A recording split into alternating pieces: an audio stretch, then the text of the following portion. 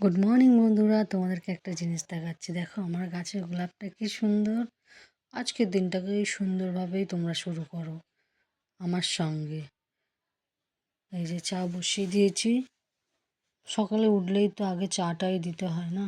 চা বসিয়েছি, চাটা হয়ে গেল তারপরে বিছনা টিছনা গোছাবো, তারপরে বাসি কাজ সেরে স্নান করব। স্নান করে রান্না বসাবো।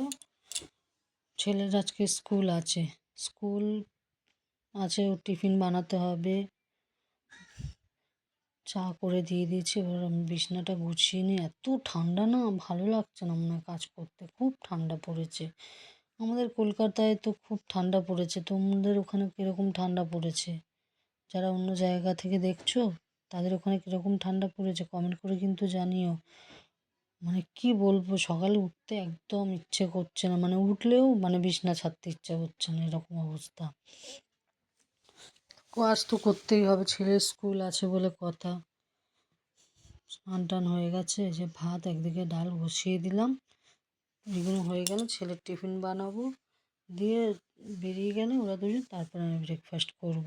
ঠিক আছে, হাজব্যান্ড আর ছেলে বেরিয়ে গেছে, আমি যে টিফিন করতে বসেছি। তোমাদের কি সবার টিফিন হয়ে গেছে? হয়ে গেলে ঝটপট কমেন্ট করে জানিও। আর কি টিফিন করছো সেটাও জানাও। হ্যাঁ, আমি লুচি, ফুলকপি, কড়াইশুঁটি, আলু দিয়ে শুকনো শুকনো মিষ্টি মিষ্টি একটু তরকারি করেছি। আর হচ্ছে লুচি, ওই একসঙ্গেই সবার টিফিন হয়ে যায়। ঠিক আছে, তোমাদের ভিডিওটা কেমন লাগলো কমেন্ট করে অতি অবশ্যই জানো।